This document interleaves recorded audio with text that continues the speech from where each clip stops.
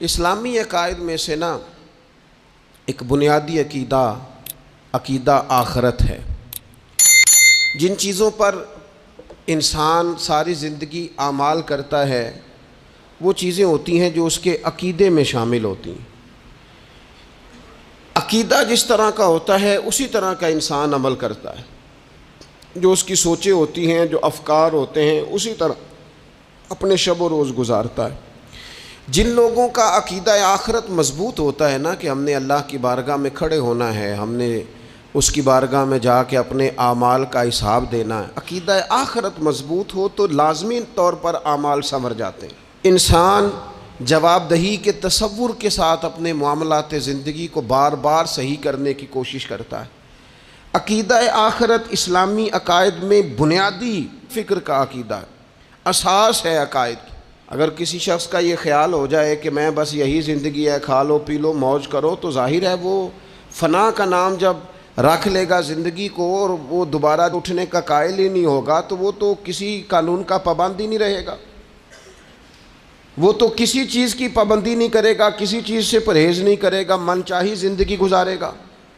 عقیدہ آخرت، اللہ کی بارگاہ میں کھڑا ہونے کا تصور، یہ انسان کو سوار دیتا ہے۔ یہ ایک ایسا مراقبہ ہے جو تزکیہ نفس کر دیتا ہے، انسان کا باطن سنور جاتا ہے، اخلاقیات میں تبدیلی آتی ہے۔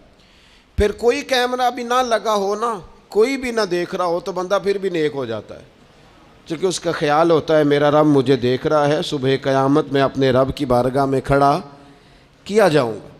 تو عقیدہ آخرت کی مضبوطی، اس تصور کا مضبوط ہونا امت مسلمہ کے لیے نہایت ہی ضروری ہے۔ آپ دیکھیے قرآن مجید فرقان حمید ہماری توجہ دلاتا ہے، اور سورۃ القیامہ کے اندر اللہ کریم نے ارشاد فرمایا ایحسب الانسان، کیا آدمی اس گھمنڈ میں ہے، کیا انسان کا یہ خیال ہے ان یترک سدی، کہ اسے آزاد چھوڑ دیا جائے گا، اس سے پوچھا نہیں جائے گا؟ کیا انسان یہ سمجھتا ہے اس سے کوئی سوال؟ ایحسب الانسان، کیا انسان اس گمان میں ہے، اس گھمنڈ میں ہے ان یترک سدی، کہ اسے آزاد چھوڑ دیا جائے گا، کوئی پوچھنے والا نہیں ہوگا؟ اسے آزاد نہیں چھوڑا جائے گا، اس پر پابندیاں ہیں، اس پر کچھ قیود ہیں، اسے کچھ حدود بتائی گئی ہیں، اسے ایک دائرہ کار دیا گیا ہے، اسے بتایا گیا ہے کہ یہ حلال ہے، یہ حرام ہے، یہ تیرے لیے جائز ہے، یہ تیرے لیے جائز نہیں ہے۔ اس چیز کی حد تک تو آگے بڑھ سکتا ہے، یہاں سے اس لائن کو تو کراس نہیں کر سکتا، اس پر پابندیاں ہیں، ان پابندیوں کے بیچ رہ کے وہ زندگی گزارے گا۔ اور یہ بھی یاد رکھے، یہ آیت ایک دوسرا معنی یہ دیتی ہے کہ یہ مت سمجھے کہ صبح قیامت اسے چھوڑ دیا جائے گا، اس سے پوچھا جائے گا، اس سے سوال کیا جائے گا۔ اللہ کی بارگاہ میں جب یہ کھڑا ہوگا تو اسے اپنے اعمال کا حساب دینا ہو۔ لازمی طور پر ایک عدالت صبح قیامت لگے گی، جس عدالت میں مجرم پیش ہوں گے، انہیں اپنے جرموں کا حساب دینا ہے، ظالموں کو کھڑا کیا جائے گا، ان سے ان کے ظلم کے بارے میں باز پرس ہوگی۔ تو لازمی طور پر عقیدہ آخرت کی مضبوطی انسان کو مضبوط کرتی، اس کے اعمال پر پیرے بیٹھ جاتے ہیں، وہ پھونک پھونک کر قدم رکھتا ہے، سوچ کر جملے بولتا ہے، وہ کوئی بھی معاملہ کرتا ہے تو اس میں اس کا خیال ہوتا ہے کہ میں نے دنیا سے چلے جانا ہے، میرے پاس پتہ نہیں کتنا وقت بچا ہے، لہٰذا مجھے آخرت میں پیش ہونا ہے، اپنے معاملات کی آسانی کے لیے، وہاں کی آسانی کے لیے میں یہاں تھوڑا سوچ سمجھ کے چلوں۔ رب فرماتا ہے تجھے ایسے ہی آزاد نہیں چھوڑا جائے گا، آزاد پنچھیوں جیسی زندگی نہ گزار، صبح قیامت کے معاملات کو پیش نظر رکھ، اس پر غور کر۔ یہ تصور گھر کے باہر بھی پورا مضبوط ہونا چاہیے اور گھر کے اندر بھی پورا مضبوط ہونا چاہیے۔ انسان اپنے مالک سے ڈرے اور قیامت کے دن اس کی بارگاہ میں حاضری کا یقین رکھے، اور وہ یاد رکھے کہ یہاں جو کچھ، وہ دیکھیں نا، بچوں کو استاد پڑھاتا ہے، محنت کراتا ہے، اگر بچے نہیں پڑھتے تو ڈانٹتا بھی ہے، سمجھاتا بھی ہے، قائل بھی کرتا ہے، اور جب وہ آخری بات کرتا ہے تو پھر وہ پتہ کیا کہتا ہے؟ چلو ٹھیک ہے، اگر نہ پڑھو گے تو امتحان تو آنا ہی ہے نا، رزلٹ تو آنا ہے، پیپر میں بیٹھو گے نہیں آئے گا، فیل ہو جاؤ گے۔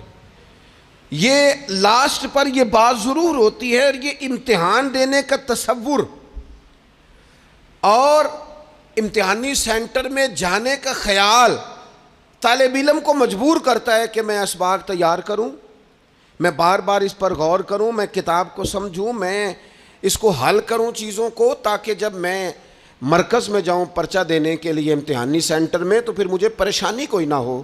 بس سمجھانے کے لیے بات عرض ہے کہ یہاں لوگوں کو بتایا جاتا ہے، قائل کیا جاتا ہے یہ حلال ہے، یہ حرام ہے، یہ تیرے لیے ٹھیک نہیں ہے، یہ تیری حدود ہیں، یہ تیرے قیود ہیں، یہ تیرا دائرہ کار ہے۔ لیکن اگر پھر بھی کوئی بندہ باز نہ آئے، پھر بھی کوئی شخص باز نہ آئے، تو پھر اس کو کہا جائے گا صبح قیامت اللہ خود حساب لے لے گا، پھر تجھے مالک اپنے سامنے کھڑا کرے گا، ثم لتسألن یومئذ عن النعیم، پھر وہ تجھ سے ایک ایک نعمت کے بارے میں سوال کر لے گا، پھر تجھے جواب دینا ہوگا۔ تو اس تصور کو اپنی زندگی میں لاگو کریں کہ ہم نے مرنا ہے، اللہ کی بارگاہ میں جان، اس تصور کو پوری طور پر طاری کریں اپنے ذہنوں میں۔ یہ جو رسمی سی بات ہے نا، پتہ نہیں کب چلے جانا ہے، جو جانے والے ہوتے ہیں ان کی کوئی تیاری بھی ہوتی ہے، جن کو پتہ ہوتا ہے نا وہ رمضان المبارک میں نا کئی دفعہ ایسا ہوتا ہے کہ ٹکٹیں نہیں مل رہی ہوتی ہیں اور عمرے کے ویزے لگ چکے ہوتے ہیں، تو ایجنٹ کہہ دیتے ہیں جانے والوں کو کہ تیاری رکھنا، کسی وقت بھی میرا فون آ جائے گا۔ تو لوگوں نے بیگ باندھ لیے ہوتے ہیں، سامان تیار کر لیا ہوتا ہے، سارے انتظامات کر کے رکھے، کیوں کہ پتہ نہیں کس وقت بلاوا آ جائے گا۔ تو روز کہتا ہے پتہ نہیں اللہ کی جانب سے کس وقت بلاوا آ جائے گا۔ پھر اپنی تیاری بھی تو یار کچھ بتانا، میں بھی بتاؤں، آپ بھی بتائیں۔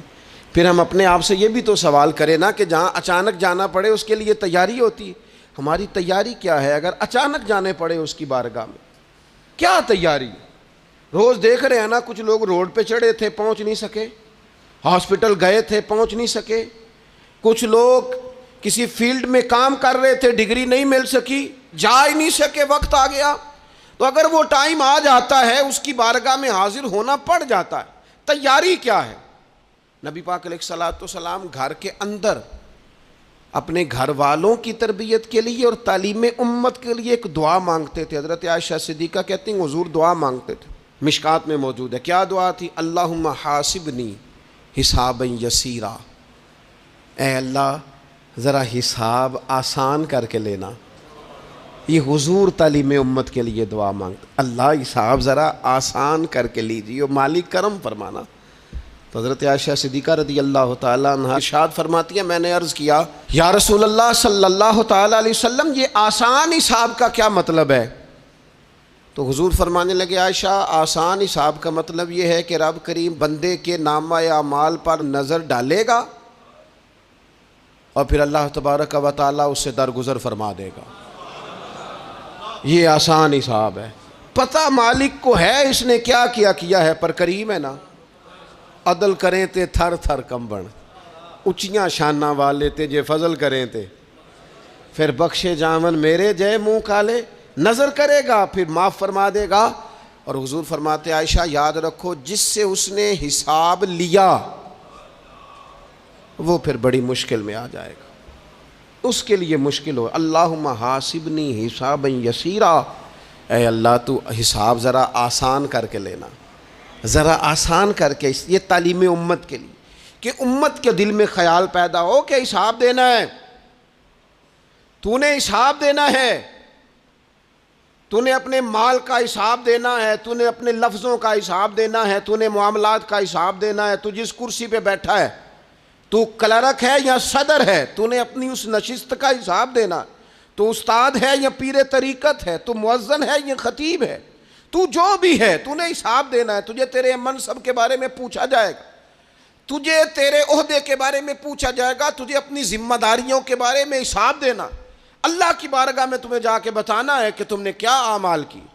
اس تصور کو پکا کریں اپنی۔ یہ تصور کتنا کو پکا ہونا چاہیے، دنیا کیا ہے اور آخرت کیا ہے۔ ہمارے ہاں لوگوں نے بہت بڑا لمبا چوڑا دنیا کا تصور بنا لیا، کار جہاں دراز ہے، لمبا تصور، دنیا داری کے لیے لمبی منصوبہ بندی، دور دور تک میں نے یہ کرنا ہے، پھر میں نے یہ کرنا ہے، پھر اس کے بعد انشاءاللہ یہ کر دینا۔ یہ تو آپ نے 300 سال کی پلاننگ بتا دی ہے، یہ تو 300 سال کی پلاننگ بتائی۔ کیا بتائیں تجھے اے باپ، کیا کار ہائے نمایاں کر گئے BA کیا, نوکر ہوئے, پینشن ملی, پھر مر گئے.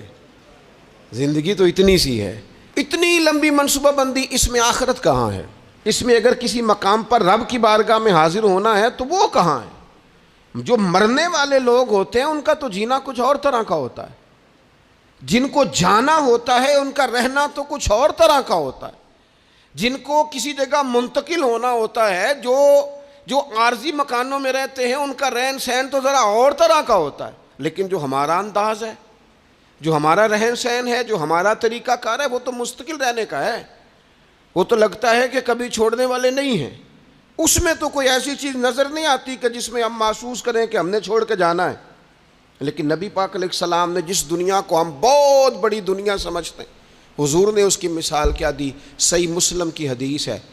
دیکھیں کتنا کھول کر اور کتنا آسان کر کے رسول پاک ہمیں بات سمجھاتے ہیں. دنیا کیا ہے, آخرت کیا ہے, یہ والی زندگی کیا ہے, آخرت کی زندگی کیا, بالکل کھول کر واضح کر کے نبی پاک علیہ الصلوۃ والسلام فرمانے لگے دنیا اور آخرت کی مثال اس طرح ہے جس طرح دریا بہہ رہا ہو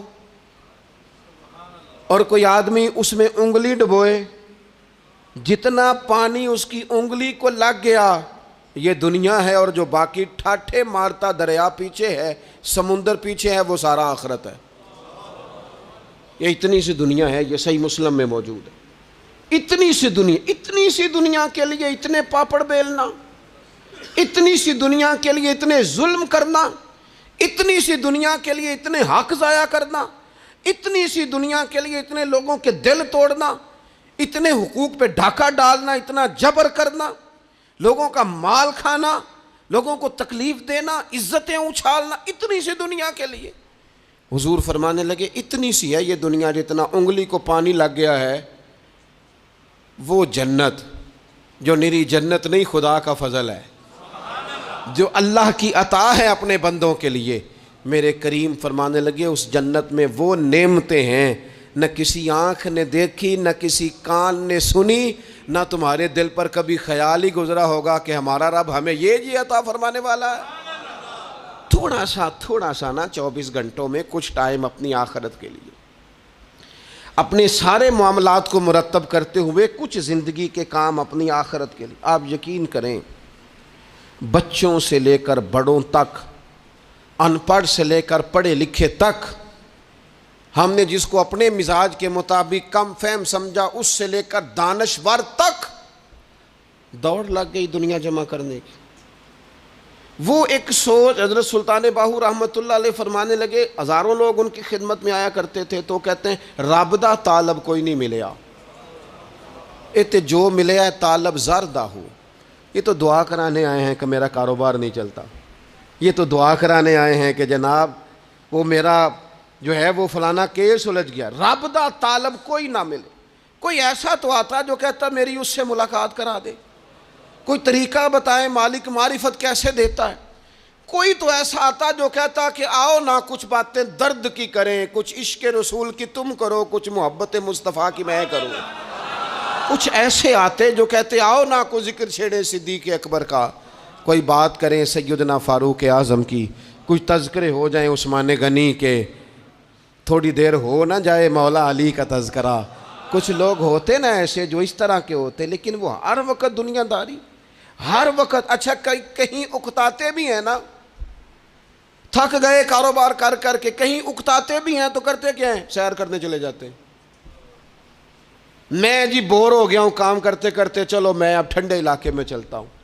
کبھی تو ایسا ہونا تو کہے میں نے بچوں کو بھی وقت دیا ہے, دوستوں کو بھی دیا ہے, یاروں کو بھی دیا ہے, صحت کو بھی دیا ہے, میں نے ٹائم اپنے شوق کو بھی دیا ہے, اب میں کسی کو ٹائم نہیں دوں گا, یہ چند گھنٹے میں صرف رب رسول کی بارگاہ میں حاضری دوں گا. تو ذرا جم کے قرآن پاک پڑھے, تو ذرا ذوق سے درود پاک پڑھے, تو ذرا شوق سے میرے محبوب کی نعت سنے, تو سارا زمانہ بھول جائے اور تو رج رج کے دعا مانگے اپنے رب کی بارگاہ میں, اپنی پریشانیاں عرض کرے, اپنے اندر کی کیفیت بیان کرے. دل جو سخت ہو گیا ہے, ذہن جو سخت ہو گیا ہے, جو طبیعت میں وہ نورانیت نہیں آ رہی, اس کی تو بات کرے. تو اپنے رب کی بارگاہ میں معافی کا سوال کرے، تو اس سے قیامت کے دن درگزر کرنے کے لیے عرض کرے، کچھ تو ایسا ٹائم نکلے۔ لیکن دوستو، ہم تو بالکل الجھتے ہی جا رہے ہیں۔ وہ معاملات زندگی ہیں کہ ختم ہی نہیں ہو رہے، شوق ہیں کہ ختم ہی نہیں ہو رہے، باتیں ہیں کہ بڑھتی چلی جا رہی ہیں۔ دور گزر گیا جب لوگ کہتے تھے کہ کوئی درود پاک بتائیں جس سے سرکار راضی ہو۔ ایک کی مسئلہ ہے، کام نہیں چلتا۔ ایک صاحب آئے، کام نہیں چلتا۔ میں نے کہا سورہ واقعہ پڑھا کریں۔ کہتے ہیں حضرت میں بڑی دیر سے پڑھ رہا ہوں۔ میں نے کہا چلیں کچھ صدقات دے کے دیکھ لیں۔ کہنے لگے بڑی دیر سے دے رہا ہوں۔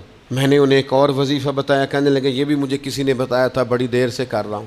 تو میں نے انہیں کہا پھر میری ایک ناقص رائے یہ ہے کہ سارا کچھ کرنے کے بعد اگر ابھی تک پھر بھی آپ سمجھ رہے ہیں نا آپ کی مرضی کے مطابق آپ پر دروازے نہیں کھل رہے، پھر آپ صبر کریں۔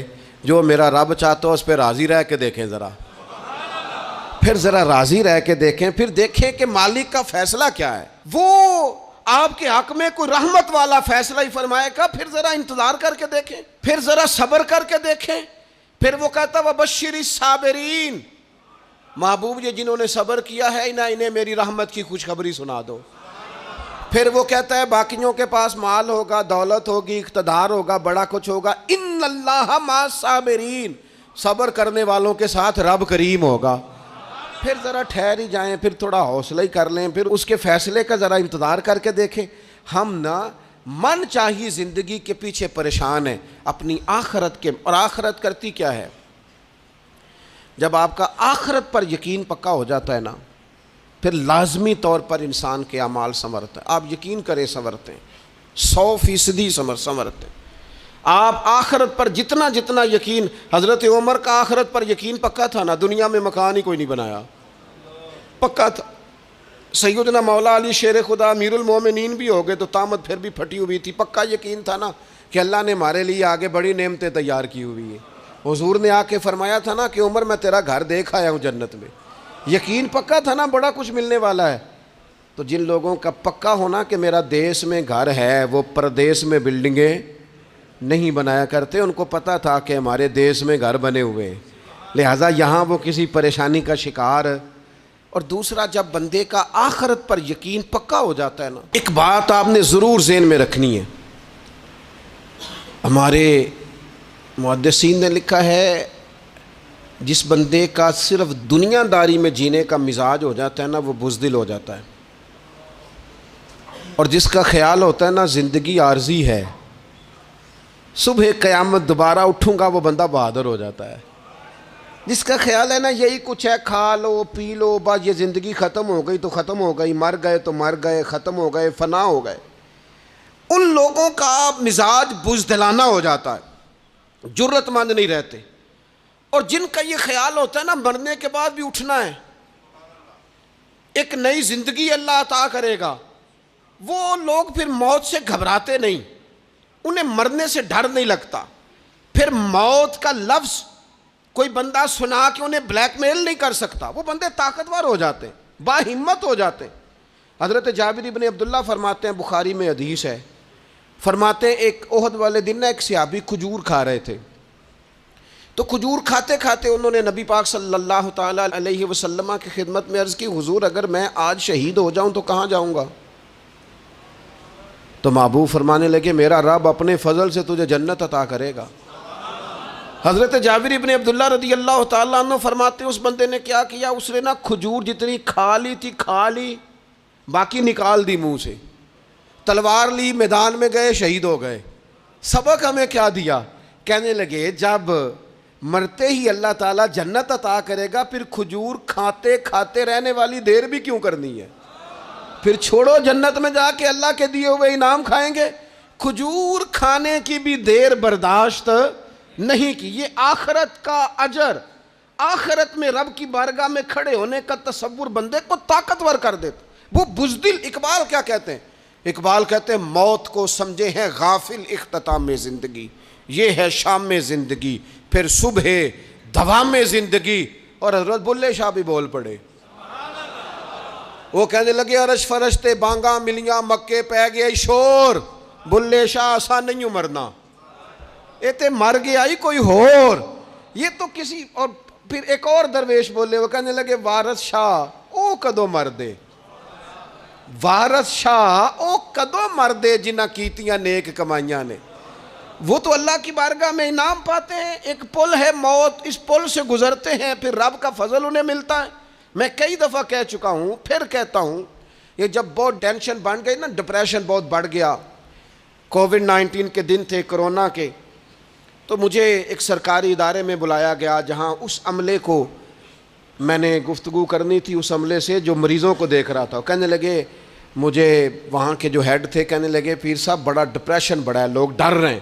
وقتی طور پہ خوف بھی بڑا تھا.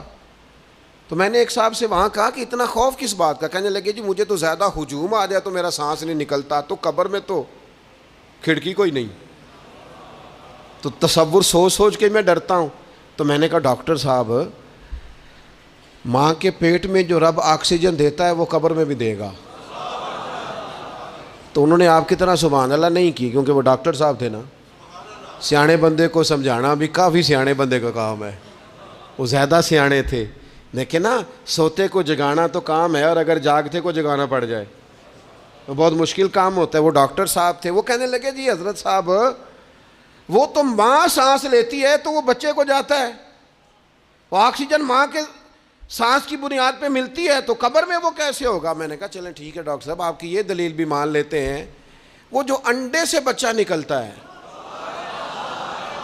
وہ چاروں جانب کوئی سوراخ ہوتا ہے؟ ڈاکٹر صاحب نے قلم چھوڑ دیا، رکھ دیا. میں نے کہا چلو یہ بھی بتاؤ زندہ ہی نکلتا ہے؟ کہنے لگے بالکل. تو میں نے کہا سونا بھی نکلتا ہے؟ کہنے لگے بڑا ہی پیارا ہوتا ہے. میں نے کہا انشاءاللہ جب ہم قبروں سے نکلیں گے، مصطفیٰ کا صدقہ، یوم نحشر المتقین الی الرحمن وفدا، رب کہتا ہے تم جب نکلو گے نا قبروں سے، متقی مومن جب نکلیں گے تو رب کی بارگاہ میں مہمان بنا کر پیش کیے جائیں گے. اے رب دے پرونے ہون گے قیامت میں، وہ مہمان بنا کر پیش کیے جائیں گے اللہ کی بارگاہ، مہمان بنا کر. دوستو، قبر صرف دوزخ کا گڑھا نہیں ہے، دوزخ کا گڑھا بھی، لیکن اس کے لیے جس نے دنیا میں رہ کے صرف دنیا کٹھی کی، آخرت کے لیے جمع کچھ نہیں کیا، اور جس نے یہاں رہ کے وہاں کے لیے کوشش کی، صبح سے شام تک ڈرا کہیں میرا رب ناراض نہ ہو جائے، کہیں حضور کی بتائی ہوئی حدیں معاذ اللہ مجھ سے کراس نہ ہو جائے. جس نے محتاج زندگی گزاری، اس کی قبر گڑھا نہیں، کھڈا نہیں، بلکہ حضور فرماتے ہیں روضۃ من ریاض الجنہ، اس کی قبر تو باغ ہے، باغ. ایک منٹ کے لیے صرف سوچنا، بندہ فوت اور سیدھا اسے باغ میں چھوڑا ہے کوئی، باغ ہے قبر، باغ. اور باغ بھی معمولی نہیں، معمولی کیاری نہیں، روضۃ من ریاض الجنہ، جنت کے باغوں میں سے باغ. اور باغ اتنا سونا ہے جس میں آنکھ کھلے گی تو پہلی زیارت ہی مدینے والے رسول کی نصیب ہوگی. تو خوف آتا ہے وہاں جاتے ہوئے. پہلے بھی میں نے کہا تھا، پھر کہتا ہوں، وہ مرحوم آسی نے کہا تھا، آج پھولے نہ سمائیں گے کفن میں آسی، او قبر کی رات ہے ان سے ملاقات کی رات. آج تو ملاقات. تو یہ جو عقیدہ آخرت ہے یہ انسان کو بزدل نہیں کرتا، بہادر کر دیتا ہے. جو لوگ عقیدہ آخرت نہیں رکھتے بزدل ہو جاتے ہیں، اور لازمی طور پر بزدل ہو جاتے ہیں. اسی طرح یہ جو عقیدہ آخرت ہے یہ صبر و تحمل پیدا کرتا ہے، انسانی زندگی میں ٹھہراؤ پیدا کرتا ہے. انسان محسوس کرتا ہے کہ کل دنیا یہ نہیں، آگے بھی اللہ بڑا کچھ عطا فرمانے والا ہے. اس کے مزاج کے اندر تحمل، بردباری، سکون رہتا ہے. یعنی نہیں بھی اگر کسی مظلوم کو انصاف مل سکا دنیا میں تو وہ پھر بھی بے صبرا نہیں ہوتا، وہ ٹھہراؤ کا شکار ہے. اسے پتہ ہے قیامت کے دن بھی ایک عدالت لگے گی، اللہ کی بارگاہ میں جانا ہے. نبی پاک علیہ الصلوۃ والسلام نے فرمایا اگر سینگوں والی بکری نے بغیر سینگوں والی بکری کو تکلیف دی ہوگی تو قیامت کے دن اسے بھی بدلہ دینا پڑے گا. تو یہ تحمل پیدا کرتا ہے، انسان کو ایک حوصلہ ہوتا ہے کہ ساری عدالتیں یہاں نہیں، قیامت میں بھی لگنی. جب انسان عقیدہ آخرت رکھتا ہے نا تو پھر اس کے لیے نا رب کے رستے میں خیرات کرنا بڑا آسان ہو جاتا ہے. پھر نہ وہ محسوس کرتا ہے کہ میں نے سارا کچھ یہاں کے لیے جمع نہیں کرنا، کچھ میں نے وہاں کے لیے بھی جمع کرنا ہے. وہ پھر اپنی آخرت کے لیے کچھ نہ ایک بینک آخرت کا بھی بنا لیتا ہے، اس میں بھی کچھ نہ کچھ جمع کراتا رہتا ہے. اسے پتہ ہوتا ہے کہ میں نے اللہ کی بارگاہ میں حاضر ہونا ہے، وہاں کی بھی کچھ نہ کچھ تیاری. نبی پاک صلی اللہ تعالیٰ علیہ وسلم نے بکرا بھیجا گھر میں ذبح کرنے کے لیے، تو سرکار تشریف لائے سر شام، تو فرمایا کیا بنا؟ عرض کی یا رسول اللہ صلی اللہ تعالیٰ علیہ وسلم سارا بانٹ دیا ہے، محلے داروں میں، رشتہ داروں میں، غریبوں میں سارا بانٹ دیا، بکرے کی ایک دستی صرف بچی ہے، آپ کے لیے رکھی ہے۔ تو حضور نے توجہ کیا دلائی، محبوب نے کس طرف رخ کیا؟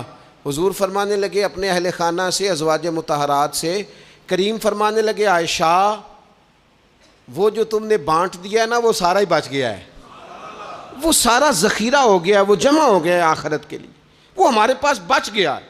یہ جو تم سمجھتے ہو نا یہ بچا کے رکھا ہے، یہ تو ہم استعمال کر لیں گے، وہ ہم نے سیو کر لیا ہے، وہ بچ گیا ہے۔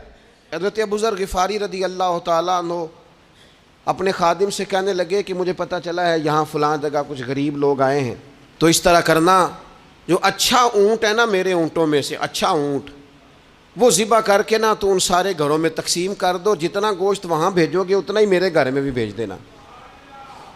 آپ کا وہ خادم کہتا ہے میں نے اپنی سمجھ کے مطابق اچھا اونٹ ذبح کر کے گوشت بنا کے میں نے بانٹا، اور میں نے اس طرح کیا کہ وہ حضرت ابو ذر غفاری کے گھر بھی اتنا ہی گوشت بھیجا جتنا تمام غربا کے ہاں میں نے بانٹا تھا۔ شام کو جناب ابو ذر غفاری اپنے اونٹوں کے باڑے میں آئے جہاں باندھا کرتے تھے اپنی حویلی میں، تو آ کے دیکھا کہ وہ سرخ بہترین اونٹ جو سب سے بہترین تھا وہ تو کھڑا ہے۔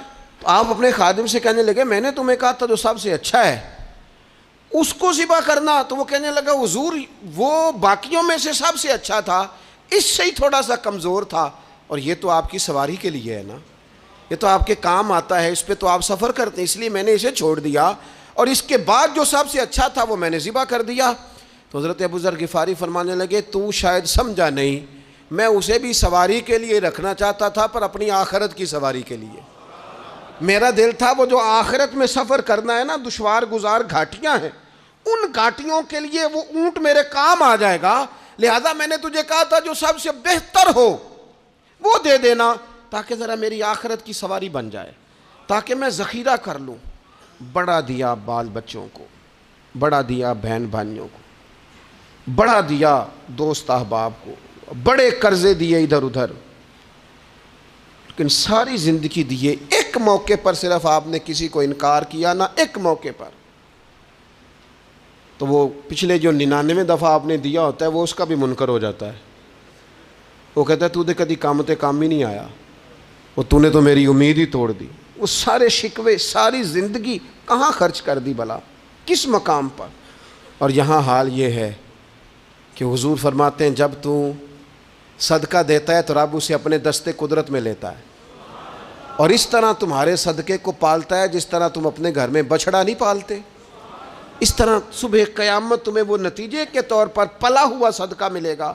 ہم اپنی آخرت کو چونکہ اس لیول پر یقین نہیں لاتے الا ماشاءاللہ، لہٰذا اس کی تیاری کے لیے ذخیرہ نہیں کرتے، اپنی آخرت کی تیاری کے لیے ذخیرہ کریں اور کوشش کریں کہ اور یہ عقیدہ اپنی اولادوں میں، اپنے متعلقین میں، اپنے احباب میں اس کو راسخ کریں، کوئی نہ کوئی بات عقیدہ آخرت کی، قیامت کی ضرور اس کا تذکرہ کریں، ان باتوں کو اپنی زندگی کا حصہ بنائیں۔ اگر عقیدہ آخرت نہ ہو تو دنیا کی ساری چیزیں ویسے ہی لوگوں کو عجیب لگنے لگ جائیں، اگر کوئی قیامت ہی قائم نہ ہو تو مظلوم رہ گیا، ظالم نے تو پھر ظلم ہی کمایا، وہ تو پھر دندناتا پھرے گا۔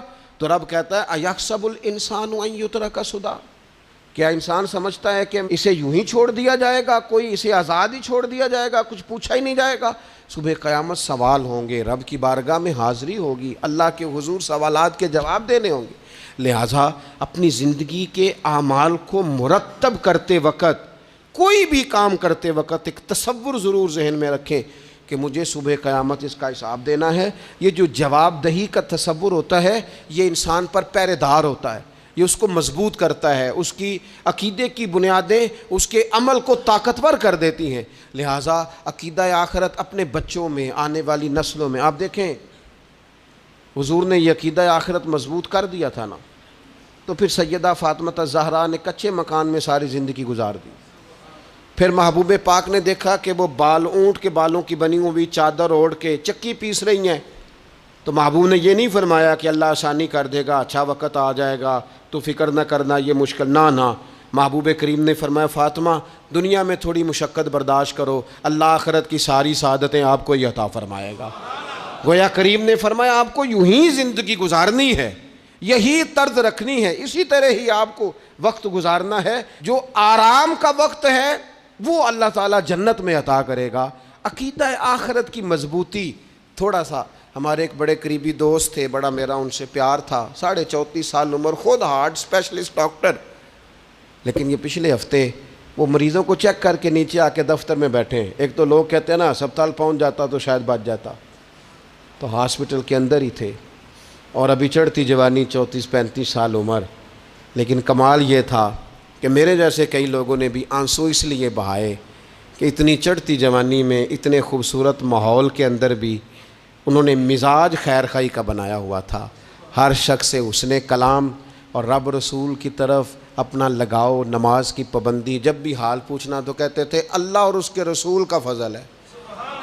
تو اپنی زندگی میں جن لوگوں کا تصور آخرت مضبوط ہو جاتا ہے وہ کئی دفعہ جلدی بھی سمٹ کر چلے جائیں تو ان کے حق میں رحمت والے فیصلے ہوتے ہیں۔ اللہ تعالی ہمیں سمجھنے کی توفیق عطا کرے۔